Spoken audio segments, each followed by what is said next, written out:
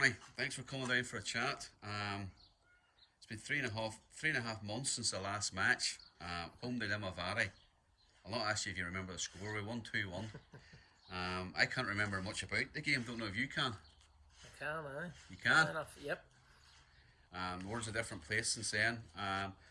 Just curious how you're keeping in contact with players and what have you been talking about over the last 3.5 months? I'm sure, like everybody else, we've our own group chat through WhatsApp that we keep in contact with.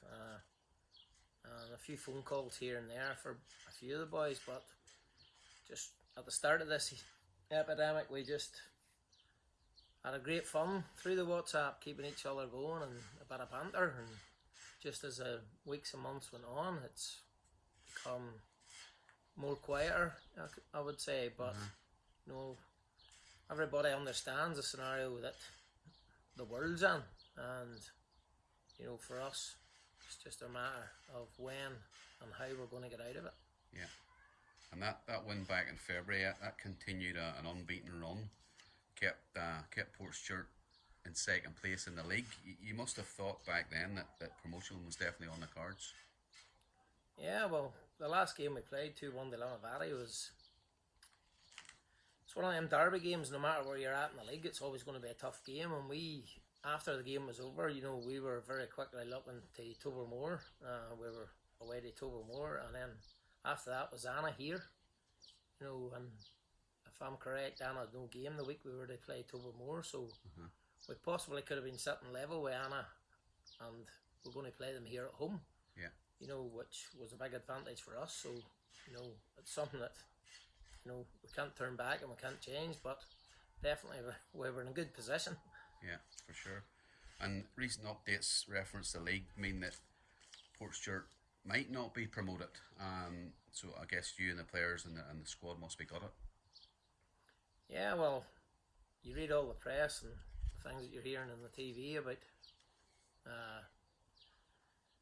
ideas for coming out of this and how they're going to get football going again, and you know, Premiership teams having votes and the scenario that they want to choose to come out of it, and not letting 3 of the teams go to a meeting and things like that there. But you know, for me, I think we're now in a position and a scenario where we have to be as fair as we possibly can with every team, because we're sitting 3 points behind the team at the top of the league.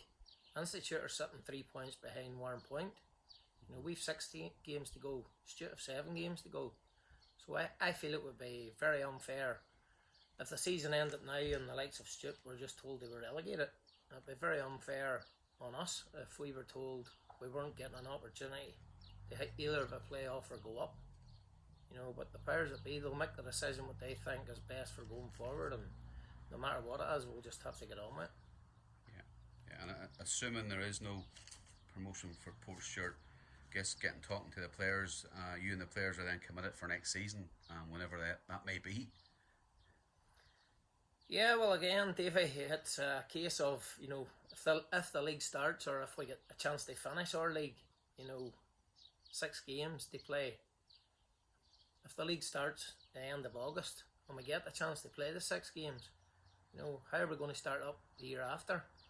Are they going to give us a week's break and give us 1 week to try and, you know, rejig our squad, you know, and get new players in? You know, obviously there'll be players might want to leave, and there might be players that, you know, don't want to be part of next year, and you know, they have a week or 2 weeks to try and refurbish your team is crazy, you know. So I honestly feel that the best way and the only way out of this now is 2 points per game down the leagues, and they rejig the leagues to two leagues of 14.